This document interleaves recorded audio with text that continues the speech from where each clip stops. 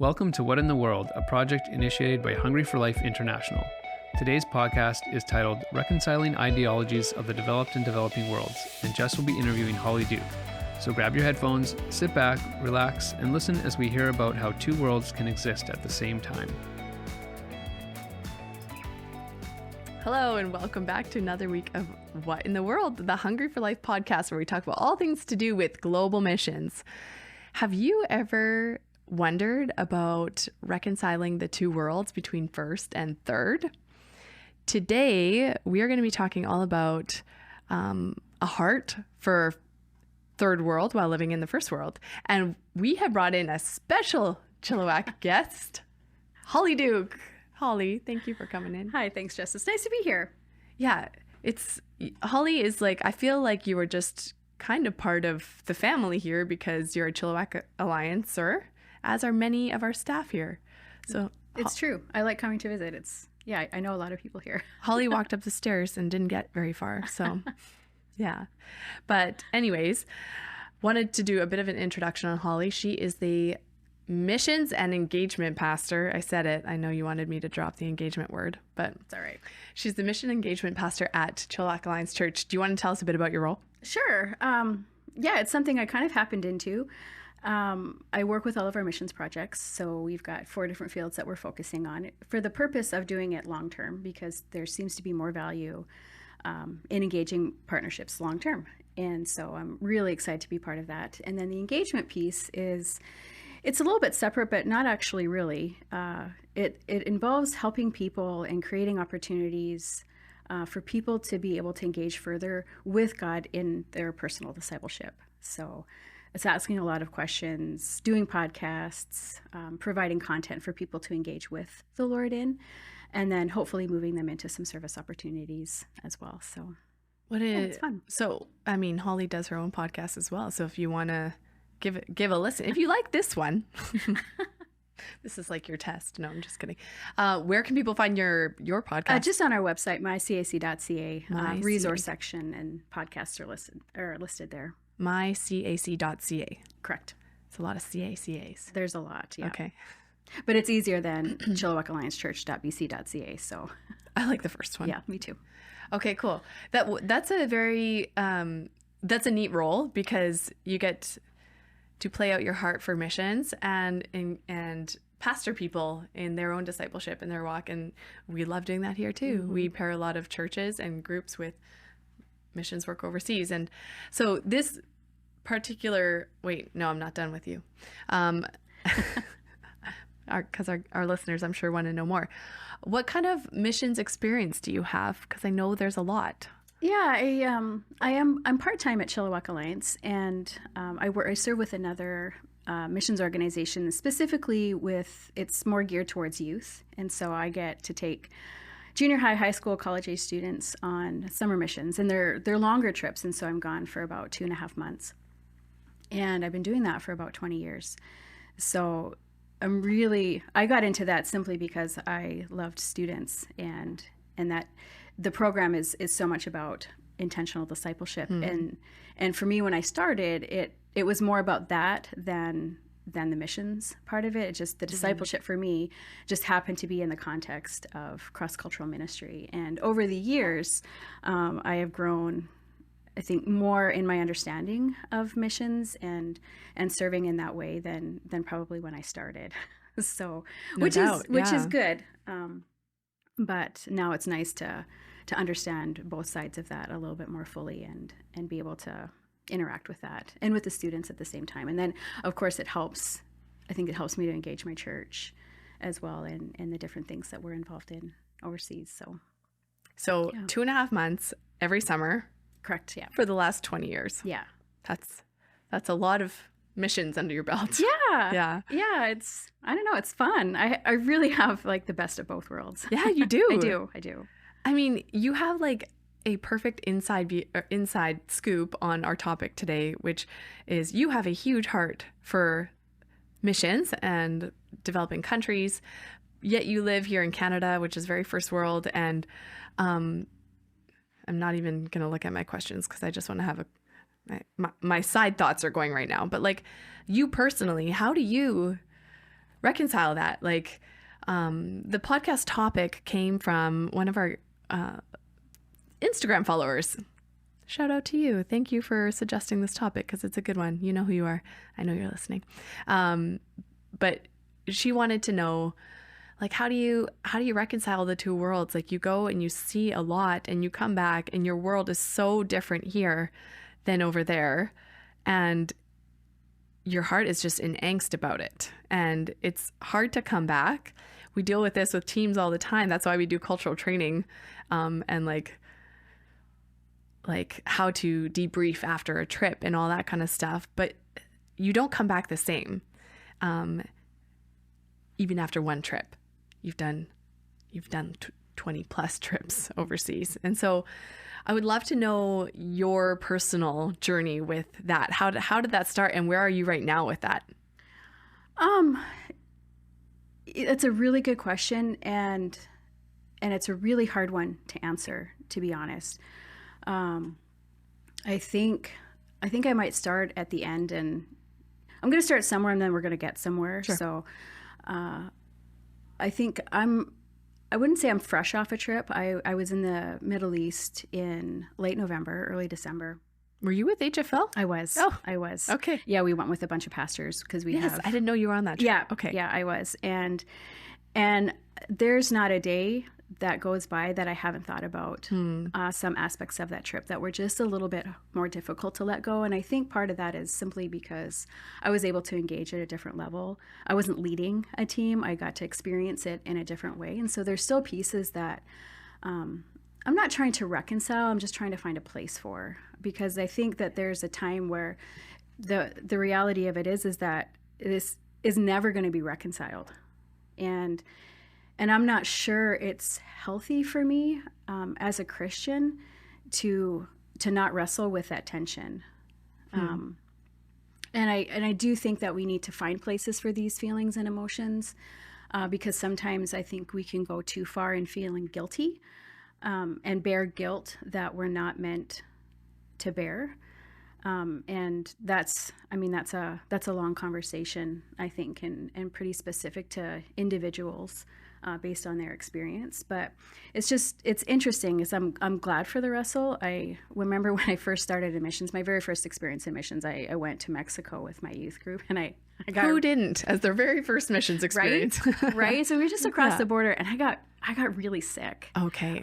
Turns out I had a bladder infection, and I didn't know about it. And so I was like, I remember talking to my youth pastor. I'm like, I don't know how people choose to live like this, because I was hurting, and it was so miserable. And anyway, and then I went to Bible school, and I was a really, really new Christian when I went to Bible school.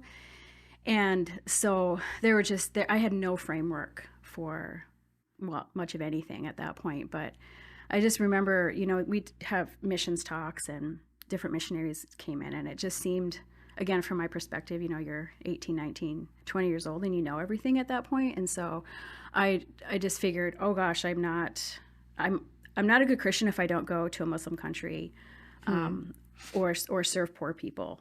And I was so mad about that, because I just don't think that's true. And so I got on a bit of a high horse, thinking, like, why don't people spend more time in Europe? Like, you have to earn relationships there. Like, it's harder to be a Christian. It's harder to to win the respect and to share, and again, that was a really, really naive view. Like, it certainly wasn't complete, but I think as I felt so guilty about having absolutely no desire and probably a little bit of fear into going into some of these harder places, which are the underprivileged nations, which are developing, like we're in the developed, privileged West. Mm-hmm. And so my framework was not, anywhere close to being complete. And then, like I said, I got involved with this student mission organization because of the focus on discipleship, and I ended up in Europe for the first couple of years, and that was great. Had a good time, but that last summer I was in Northern Ireland, and there's just something tugging, like there's something more. Don't know that I could put words to that, but the next summer, my boss, he's like, okay, you're going to go to West Africa. And I was like, sweet, which I was really surprised at those words and that emotion. was actually a part of who I was, because it's kind of one of those things, like you make a list of all the things that you swear you're never going to do. And at that point in my life, I think I was living every single one of them and doing it joyfully and having joy about it. And so, I spent that first summer in West Africa, which, and probably it was still a very impoverished country, but they had a little bit of help from the Brits. So it wasn't completely dire. Okay. It's the country of the Gambia. And so it's on the West Coast. It's tiny, like you can barely see it on a map. So it wasn't like it was Sierra Leone or, some of those really, really hurting nations. But I mean, it was still pretty impoverished. And I learned a lot of things that summer. I saw a lot of things, and then I think it was at that point where I really started to ask some of these questions, I think, that we're going to be talking about today. So what was your experience going from Europe to West Africa? Like, what was the biggest? You said your views changed. In what way? I think the reality of it is, and maybe this is a bit selfish and self-involved, I don't know, but ministry's hard in Europe, and we would go out and and try to do different kinds of ministry, and we would have stuff thrown at us like tomatoes and lettuces. Not the tomatoes. Yeah, the tomatoes. They're hard to get out of, when you have to hand wash. You had tomatoes thrown at you. Yeah, tomatoes and lettuces, like big lettuces, and just like our students, they put their whole heart into these different ministries, and then to have people actually jeering at you and making fun of you, and it was just really, really hard. That last summer, we were in Northern Ireland, and we were in Scotland, and it just was tough, and so I think I was ready for a bit of a change and the welcome of a new adventure, and just seeing what the Lord was going to do and how He's going to use our team, and then being okay with figuring out the rest when we got there, because the guy I was traveling with, leading with, he also hadn't been. Okay. And he had been on a scouting trip, but hadn't spent a ton of time there. So there was a bit of an adventure in it, a bit of, I think too, God had just opened my heart up to some of those things that I was maybe pushing back on before, and I think a lot of that was out of ignorance. Do you feel like Europe and West Africa and the other places that you've been for the last 20 years, or like all those little steps were prepping you for your current role? Oh, I do think so. Yeah. And even not just for the role, but just for my life as a Christian, working in the church or not. I think there's just been a lot of good things to see and implement. I don't know if that's the right word, but just to take into consideration as living as a Christian. I'm just so grateful that I get to be a part of church ministry and, leading student teams. And getting to learn in the process, but also hopefully help people as they continue to move forward with the Lord. I want to talk about you leading these trips for a bit. How big are the teams usually? Well, they're a lot smaller than they used to be. Okay. I would say our teams now run, 15 to 20. Okay. 20 students. Before 2017, we probably had closer to 30. Okay. 30, 35 students was pretty average for the teams that I was on. Right. So in China. Yep. So then you prep them, you go, you come back. What would you say is a pretty consistent reaction for coming back home from your team members? Well, I would include church trips as well. It's funny, traveling with students is very different than traveling with adults, but their experiences across the board are pretty similar. We also do a pretty extensive debriefing process because we want to make sure that, that their landing isn't as rough as it could be. Yeah. But one of the things that comes up inevitably is the discrepancy between, having nothing or having very little. I shouldn't say have nothing, but having very little compared to what seems extravagant, either in accessibility or in ease of life, or just material possessions, just the difference between that. And but still people seem so happy and cheerful and hospitable and generous. Mm-hmm. That's hands down one of the first things that, that comes out of those conversations. Mm-hmm. We just recently had a team member she was actually on field when she had this moment, and she was like, I don't understand how these two worlds can exist at the same time. And like that thought, I mean, we do this here at Hungry for Life, like this is our job, but I still ask that question every day. It's like, how can these two worlds exist at the same time? So how do you respond to them? Oh, it depends on how long you have for that conversation with that person. Sure. If they're willing to enter into a longer conversation, because the fact of the matter is that if we're looking at some of this stuff with a biblical worldview in mind, the world is broken because sin entered the world, and people have choice. So if that's kind of what it all comes down to, you can talk about that, but a lot of people don't necessarily have the time, sure, for that kind of a conversation. It's not in their elevator pitch. Yeah, it's not an elevator pitch. Yeah. I think just to recognize that it is hard, but I think God is just, and that there's a point in time where that will all be made to rights, and in the current time, this is how it is. And are we going to be part of a solution, or are we not? And we'll get to some like practical ways of having solutions, but as far as this immediate return, or even just like people just thinking, like, I mean, you turn the news on, mm-hmm. and it's a constant paradigm shift of that world and this world, and Turkey and Syria and Canada, Ukraine and Canada. You turn the news on for 10 seconds and you're inundated. Yeah. Maybe this is wrong, but I feel like exposing yourself to this kind of stuff will help ignite your soul mm-hmm.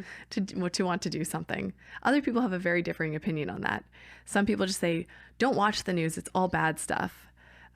So like as a believer, where do we land on that? Like, how do you balance protecting your peace, quote unquote, and not being naive to what's happening around the world? Because there's so much tragedy, and you can definitely get wrapped up in that. Like, you could live your life just sad. Yeah. If you wanted to.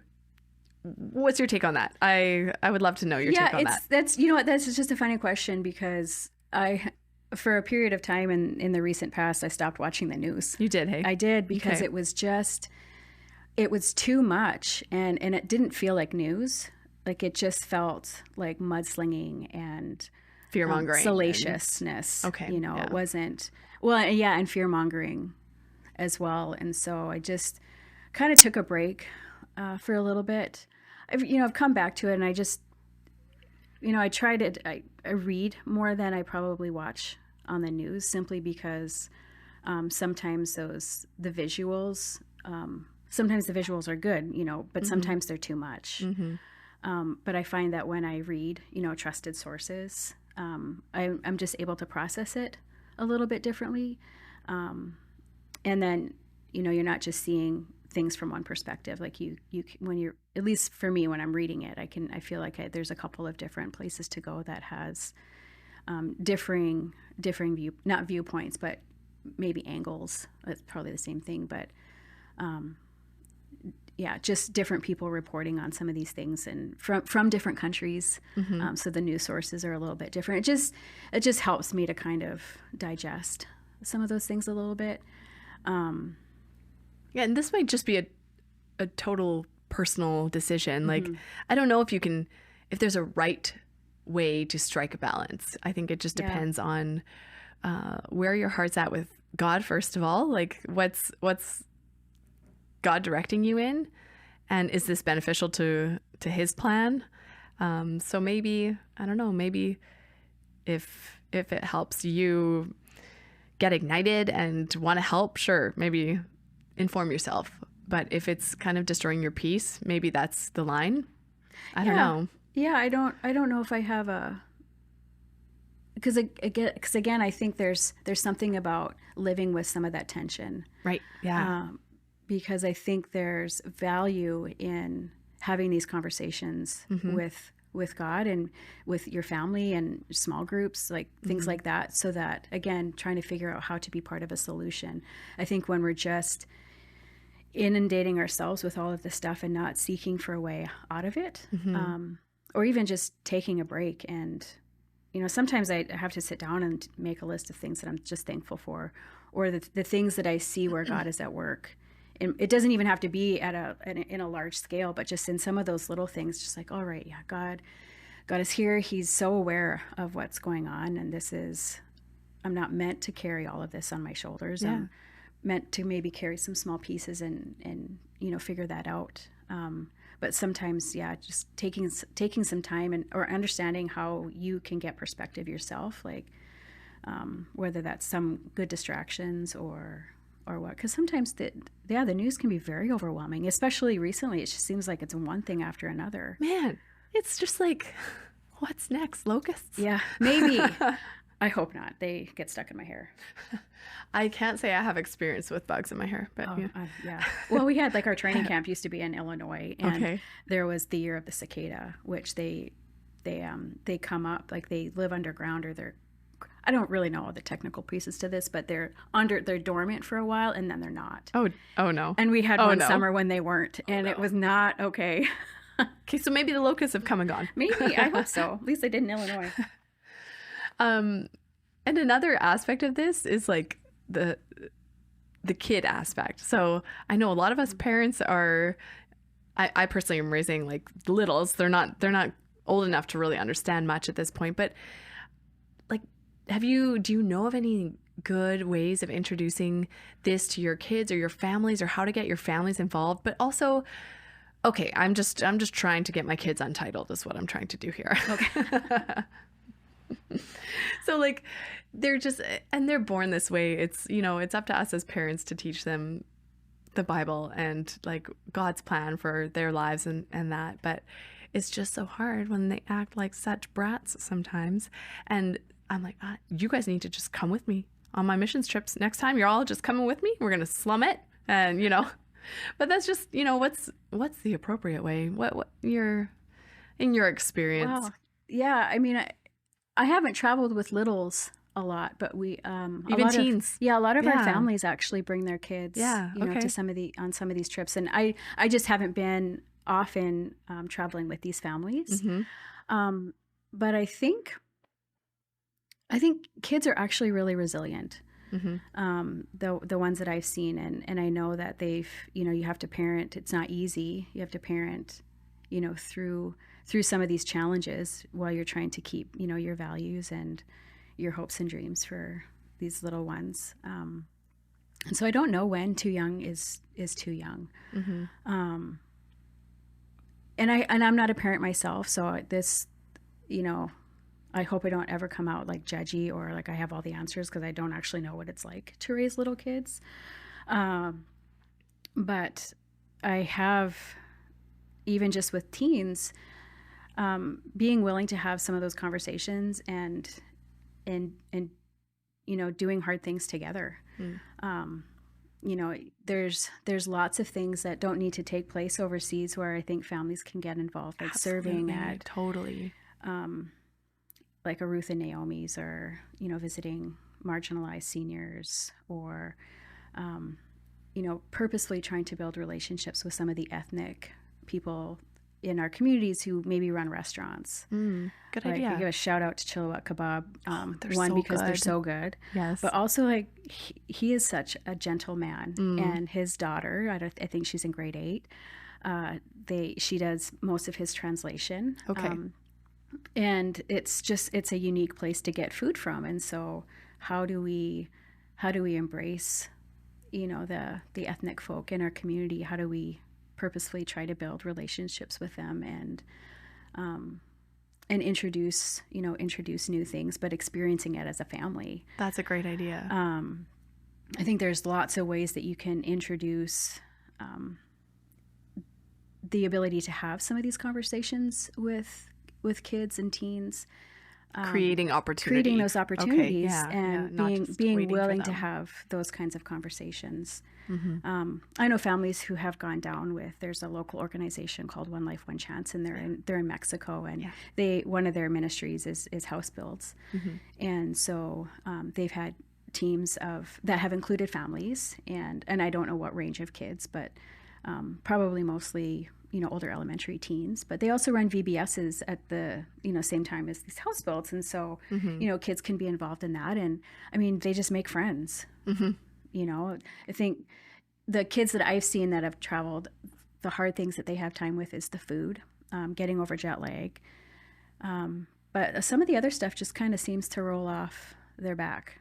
We've had a couple families who, like staff members here, who have taken their kids with them, and it's a very cool experience and a great way to start bridging that gap, right?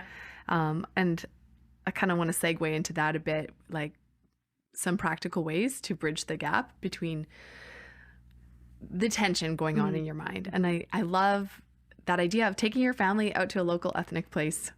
The Chilliwack kebab place, I'll just also draw attention to that place because he's a Syrian refugee, right? Yep.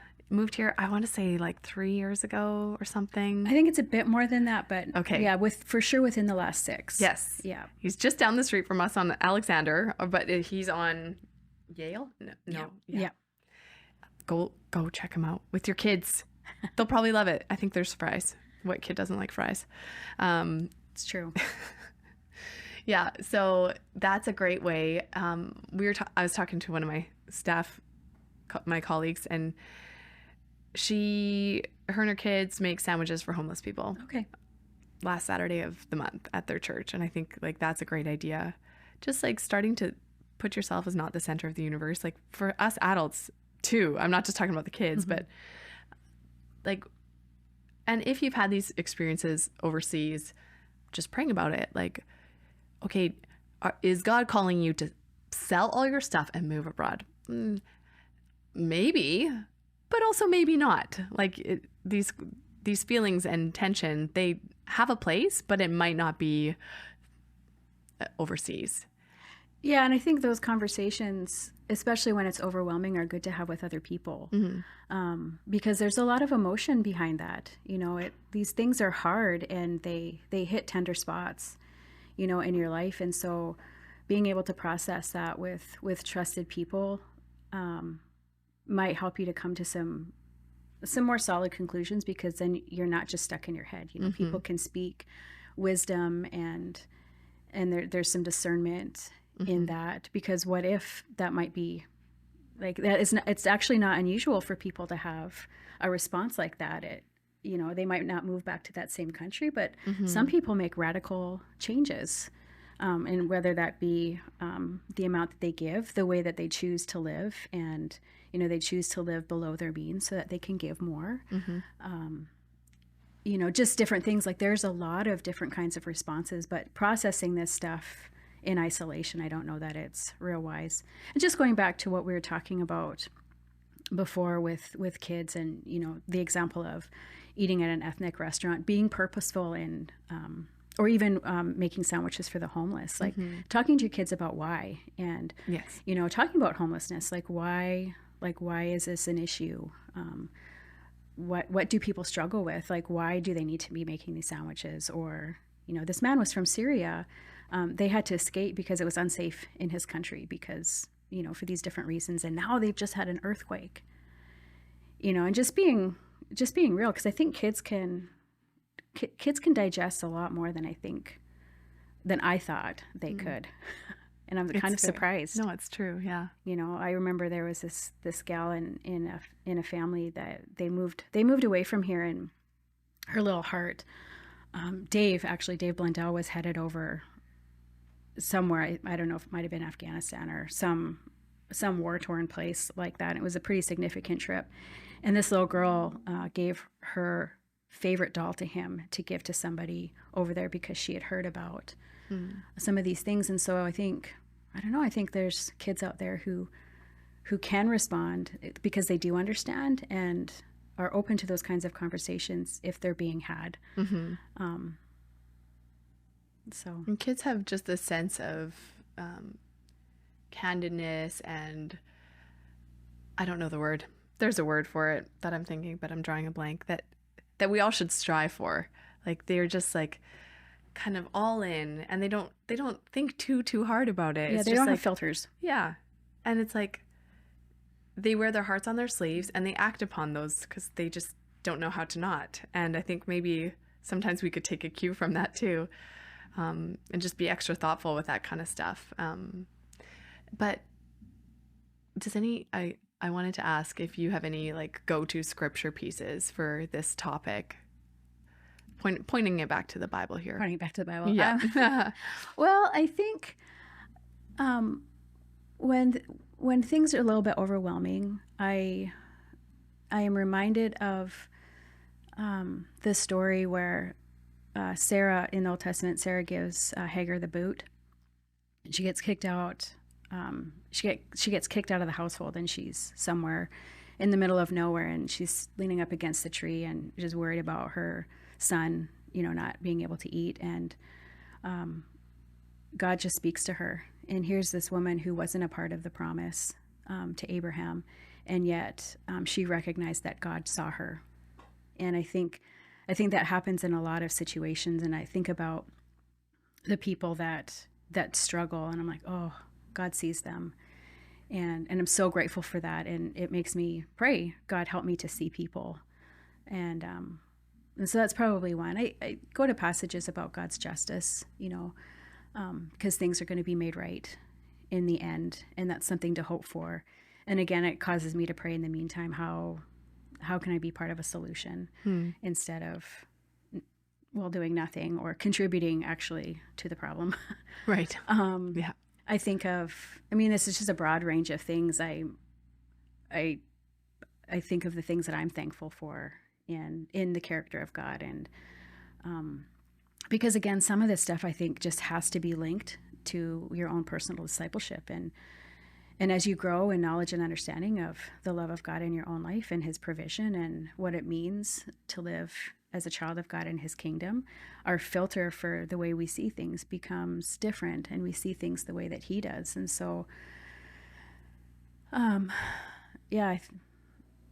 think those are just some places that I would go, especially the stories, of God doing these amazing things for people who have no idea who he is, but their first experience with him is something that was desperately needed.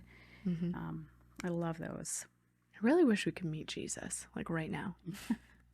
I think he'd be a really cool guy and not anything what we would expect. Oh, for sure. For sure. I think we would all be a little blown away and humbled. For sure. I hope so. If we were all like, like as believers, we strive to be like Christ and take on his characteristics. But do we really know what those are? And I just think we'd be super surprised. Anyways, side thought. They come out once in a while. Fair enough. I get that. I do think that this tension, though, that we're talking about, like, it's meant for something. And if you're feeling the tension, maybe it's the Holy Spirit nudging you in a certain way. And I think that, like you said from the beginning, those tensions and feelings belong somewhere, and it's up to you to find that place and just ask God. I think people forget they're allowed to ask God for direction on that. God, I just had this experience, whether it be here in Canada or overseas. What do you want me to do with that? Simple as that. So I think I want to like hang my hat on that for this podcast. But do you have any concluding thoughts? No, I don't think so. It's just the questions that you raised, I think, are still good for me to continue to think about, because I want to be a growing Christian. I want to be able to say yes when it's hard, but I want to be able to say yes when it's right, and for his good purposes. And so I guess I don't know if it's a concluding thought or challenge, but just continue to engage well with the things that God is doing in your life, and don't turn a blind eye. Like enter into the heart, or enter into the tension, because that's where you'll see Him at work, and maybe even be less frustrated or less willing to be ignorant about some of the things that maybe you shouldn't be. Because I do believe that there's a lot more for us to be involved in, because each in and of ourselves can't do everything. So I'm a big proponent of enter in and engage with God, because that's where life is, not just for you, but for other people as well. So that's a great place to be. Mm-hmm. I say you just hung your hat on that. I hung my hat. Okay. Hey, I'm going to conclude this podcast, but thank you very, very much for coming in. And again, if you like this, which I think you will have, head to mycac.ca resources. That's where it is, right? For your podcast. Oh, correct. Yeah. And yeah, that's all. Well, Holly's actually interviewing one of our staff soon, so that's kind of a fun little trade-off. We gave her to you so that, no, I'm just kidding. But okay, and that is a wrap. Thanks for listening to What in the World, where we seek to educate and inspire. Here at Hungry for Life, we are passionate about your group having a global impact in eradicating needless suffering. For more information, head over to our website at hungryforlife.org, and you can find us on Facebook, Instagram, YouTube, and wherever you may listen to podcasts. Tune in every other week for another conversation about what is happening at Hungry for Life.